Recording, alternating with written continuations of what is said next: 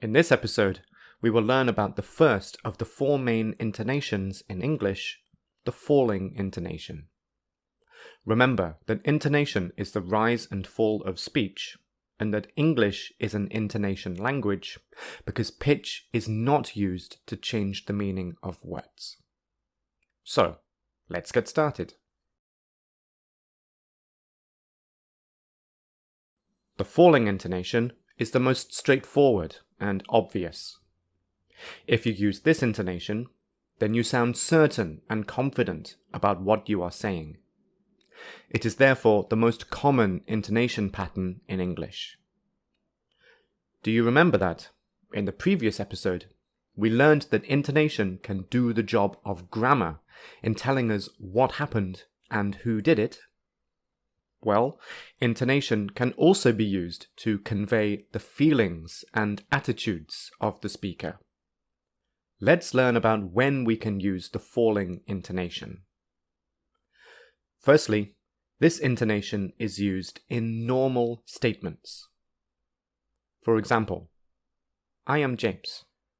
I am from England. I am not from China. In the examples you can see on the screen, remember that the down arrow means that the pitch of the syllable after the arrow goes down.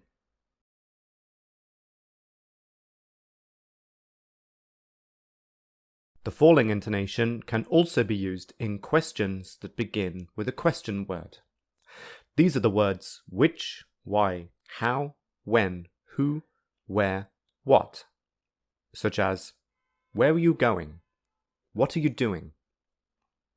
In other words, these are questions that cannot be answered with yes or no. Here are two examples. Firstly, what can I get for you? I'll get a glass of wine. You would hear this conversation in a restaurant when the staff asks the customer, what do you want to order? Here is another example. What are you doing? I'm going for a walk. The falling intonation can also be used in commands or orders. These kinds of sentences begin with a verb. Examples include sit down, go away, be quiet.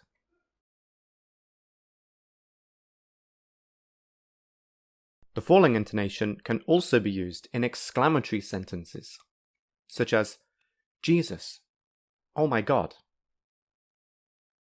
And finally, this intonation can be used in a sentence which adds a short question at the end. However, the falling intonation is only used in this type of sentence when the speaker is confident that he or she is correct. For example, your name is James, isn't it?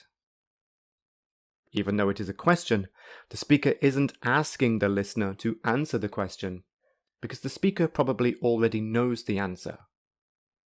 Instead, he or she wants a general response, like a simple agreement, such as, or, yeah, you're right. One more thing. The falling intonation is always on the stressed syllable of the word. This is not necessarily the beginning of the word. For example, it was 9 o'clock. He's studying French. She was going away.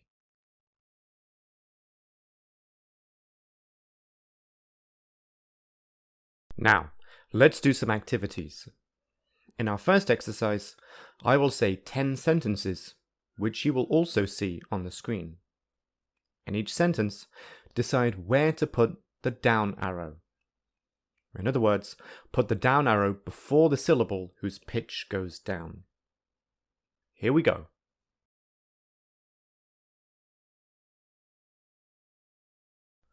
1. Write it tomorrow. 2. Who is coming to dinner? 3. Who is giving us a talk? 4. When will you be ready? 5. What would you like?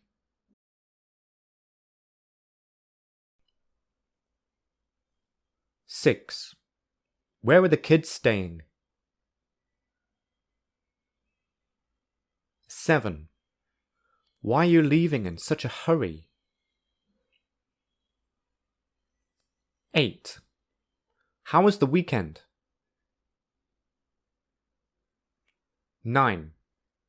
Whose book are you reading? 10. Which bus did you take?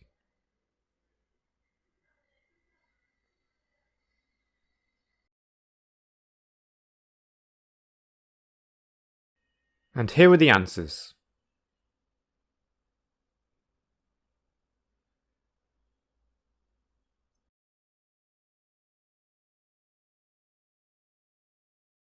In our final activity, you will hear 10 questions and answers.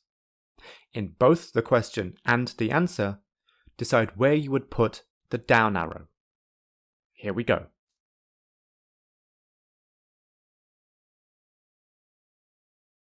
1. What did you do last night? I was at Tom's party. 2. Where did you go last week? I was in Beijing on business.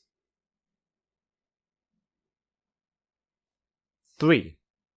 How did you go? I went by plane. 4. How long did you stay in Beijing? I was there for 5 days. 5. What did you do in Beijing? I attended a meeting. 6. What kind of meeting was that? It was a meeting for scientists. 7. When did you come back? I came back on Monday. 8. When are you going to Beijing again?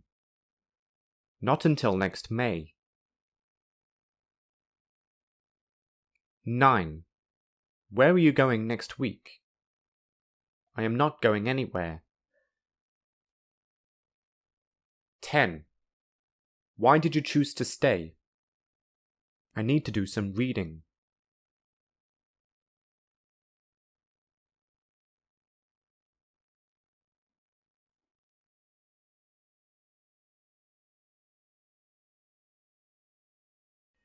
And here are the answers.